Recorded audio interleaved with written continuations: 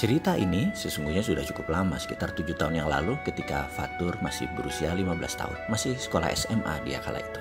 Ya, sudah 2 malam Mas Fatur nggak tidur. Ini malam ketiga. Ini adalah suara lirih dari anak saya nomor 2, Fatur. Dia memang selalu menyebut dirinya dengan panggilan kakak di depan namanya, Mas, kepada dirinya sendiri. Waktu menunjukkan pukul 11 malam waktu itu. Sebagaimana kebiasaan saya, kalau malam sebelum tidur saya selalu menyempatkan melihat anak-anak di kamar mereka. Kenapa emangnya Mas? Saya bertanya. Nggak tahu ya, badan nggak capek, padahal udah olahraga seharian. Kemarin renang, pulang sekolah sampai maghrib, terus hari ini futsal. Capek belajar, capek olahraga, tapi kok nggak bisa tidur. Jam 2 malam lebih kemarin baru tidur. Mas Fatur ada mikir apa? Nggak tahu ya, kayak orang bingung gitu, kayak orang nggak tahu mau ngapain, katanya sambil duduk di pembaringan tidurnya. Saya menyalakan lampu kamarnya dan duduk di sampingnya sambil mencari ide apa kira-kira yang harus saya sarankan atau apa yang harus saya lakukan. Mendadak saya terbersit, keingat sesuatu. Saya punya janji memberikan buku kepada seorang kakak asuh di panti yatim Marhamah di bilangan Cipinang. Gini Mas, mau nggak nemenin ayah ke yayasan yatim Cipinang sekarang? Dan karena jalanan sudah malam, bagaimana kalau Mas Fatur yang nyetir? Wajahnya berubah semangat. Dia mengangguk cepat sambil mengganti baju segera. Melihat wajahnya berubah semangat, saya juga jadi semangat. Kita berdua langsung jalan menuju panti yatim karena Fatur nggak bisa tidur, sekaligus melancarkan nyetir mobilnya, sekaligus memenuhi janji kepada sahabat lama kakak asuh panti tersebut. 1 kali dayung, 2-3 pulau terlampaui. Fatur memundurkan mobil, saya membuka gerbang, dan gang di depan rumah kami yang agak sempit dia lewati dengan lincah. Saya memujinya, wah Mas sudah mahir ya. Oh iya ayah, kan sering latihan pakai mobil teman-teman, katanya GR. Selagi berdua seperti ini memang private moment yang spesial bagi saya. Diskusi banyak hal disempatkan, termasuk menjawab pertanyaan Fatur, apa nggak apa-apa datang malam-malam ke yayasan panti yatim ya. Di sini kesempatan melakukan caddying atau mentoring yang tepat, bukan dengan wejangan namun sebisa mungkin dengan pengalaman. Saya menjawab, Mas Fatur, ayah sudah ngurus panti yatim lebih tua dari umur kamu. Kalau sekarang kamu 15 tahun, ayah kira-kira mengenal, mengelola dan sebisa mungkin membantu, yaitu lebih dari 18 tahun. Sejak tahun 1996 ayah ini pertama kali terlibat membangun rumah yatim Indonesia hingga sekarang. Jadi sudah hafal dengan dunia panti. Di panti yatim di Cipinang ini kalau datang jam 1 pasti ada yang bangun. Entah mereka mau sholat malam atau lagi ngaji, apapun itu, mereka adalah kehidupannya di sana. Ada sekitar 150-an anak di sana. Tempatnya sih overcrowded, sudah kelebihan kapasitas. Jadi sering ada yang nggak kebagian tempat tidur. Nanti Mas lihat aja. Benar dugaan saya. Begitu kami tiba di sana, ada anak yang belum tidur. Lalu saya tanya pada seorang anak yang menyapa kami di halaman depan. Nah, Pak Ustadz ada? Ada Pak, tapi sudah tidur. Adiknya ada, barusan lewat sini. Pak Amin, saya mencoba memastikan. Iya Pak, dijawab anak tersebut. Wah kebetulan, tolong panggil ya. Saya tunggu di ruang tamu. Saya menengok Fatur dan saya memperhatikan dia berjalan ke arah belakang. Ini adalah kedatangan pertama dia ke sini. Tak lama, saya pun sibuk berdialog dengan sahabat lama yang tinggal di Surabaya yang kebetulan sedang mengunjungi kakaknya di Jakarta. Tak terasa waktu menunjukkan pukul 1 malam. Saya mengantuk sekali, saya pun mohon diri. Fatur dengan cepat berjalan, pamit cium tangan Pak Amin, lalu dengan tertunduk dia memberikan kunci kepada saya.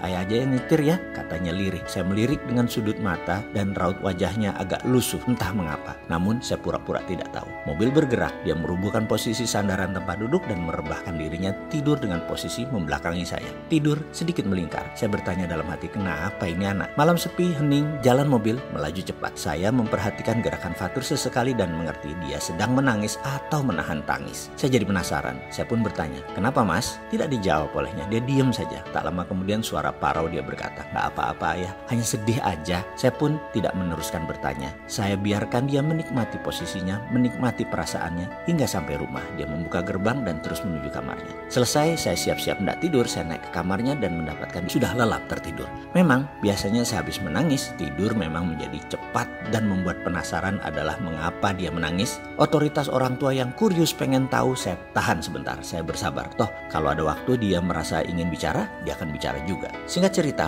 waktu berjalan cepat. Keesokan harinya, jam 8 malam saya sehabis olahraga jogging di treadmill. Saya tidak melihat Fatur sehingga bertanya pada orang rumah. Kemana sih Mas? Sudah tidur ya? Kecapean dia, ngantuk, pulang jam 7 malam tadi, makan, mandi, langsung tidur. Wah, sudah nggak insomnia dia, kata saya bercanda. Saya pun seperti biasa melakukan ritual rutin, nonton CNN, Bloomberg, NBC di TV sebagai bentuk refreshing saya. Jam 11 malam, ritual harian pun saya lakukan. Cek kamar anak-anak ke lantai 2, dari posisi tangga saya melihat kamar Fatur lampu masih menyala. Pikiran saya pun berasumsi, apa dia nggak bisa tidur lagi? Saya membuka pintu kamar Fatur perlahan, mata dengan cepat menyapu kamarnya yang sempit dan kecil itu dan mendapatkan Fatur sedang meringkuk tidur lelap sekali. Agaknya saking capeknya lampu lupa dimatikan. Saya pun menjulurkan tangan mematikan lampu kamarnya, klik, lalu pelan-pelan menutup pintu. Belum pintu tertutup sempurna terdengar suara lirih Fatur. Ayah, iya nak, saya menjawab sambil membuka kembali pintu kamarnya dan menyembulkan kepala saya ke dalam. Sambil tiduran Fatur berkata, ya terima kasih ya, kemarin dibawa ke yayasan. Mas kemarin waktu ayah ngobrol, mas ke belakang. Mas ketemu sama anak-anak panti, mereka lagi nggak bisa tidur juga. Kata mereka, kamarnya panas terus banyak nyamuk, kasihan deh ya. Mas sedih melihat kondisi mereka. Lalu mas tanya sama mereka kenapa banyak nyamuk, rupanya kamarnya nggak ada kawat nyamuk, sama nggak ada kipas angin. Mas jadi sedih banget, padahal cuma masalah kawat nyamuk doang, mereka nggak punya dan nggak bisa tidur.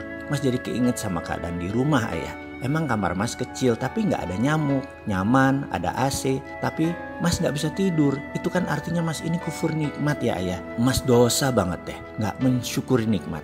Biar kecil tapi nyaman dan itu mas nggak syukuri, mas nggak terima kasih, mas nggak tahu diri. Sementara anak-anak panti mereka nggak ada nyaman-nyamannya. Mas jadi kasihan sama mereka. Karena itu mas kemarin nangis pas pulang dari yayasan. Mas nangis karena sebel sama mas sendiri yang nggak tahu diri. Terus kasihan sama anak panti. Kedua perasaan itu bercampur aduk. Jadi mas diem dan nangis ayah. Saya terdiam mendengar ceritanya. Fatur melanjutkan ceritanya. Jadi tadi di sekolah mas cerita sama teman-teman, ternyata banyak yang tersentuh loh ayah. Kita pada ngumpulin duit. Alhamdulillah terkumpul 2 jutaan. Terus kita pakai 2 angkot ke yayasan pulang sekolah. Kita beliin 2 kipas angin sama kawat nyamuk. Terus teman-teman mas banyak juga yang sedih ngeliat sarana di sana. Kan teman-teman mas banyak yang tajir keluarganya. Juga pada bilang gini, kita harus bersyukur loh sama keadaan kita dan kita harus berbagi sebagai ungkapan syukur kita kepada mereka. Makasih ya Fatur udah diingeti. Gitu ya, seru deh tadi. Saya sekali lagi hanya bisa menggeserkan badan. Saya mendekati Fatur dan memeluknya erat-erat.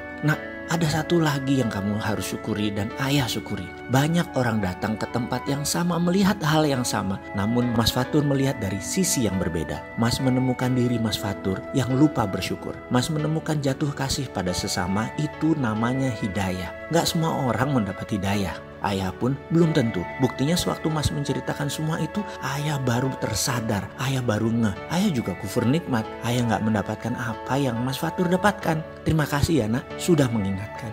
Ayahmu yang seumur ini ternyata masih harus mawas diri. Kali ini ayah belajar dari Mas Fatur. Sekali lagi makasih ya nak. Saya peluk lama sekali Mas Fatur sambil berlinang air mata. Begitu juga Fatur. Dalam hati saya berkata, saya harus menuntaskan belajar ilmu kehidupan dari siapapun, termasuk dari remaja hijau ini. Sehingga pelajaran di awal bisa dilanjutkan dengan syair. Berguru kepalang ajar, bagai bunga kembang tak jadi. Jangan berhenti mengaca diri. Saya janji terus mawas diri, terus berguru, terus belajar agar bunga berkembang pantas. Semoga bisa terus bertransformasi, terus membuka diri dan menjaga integritas.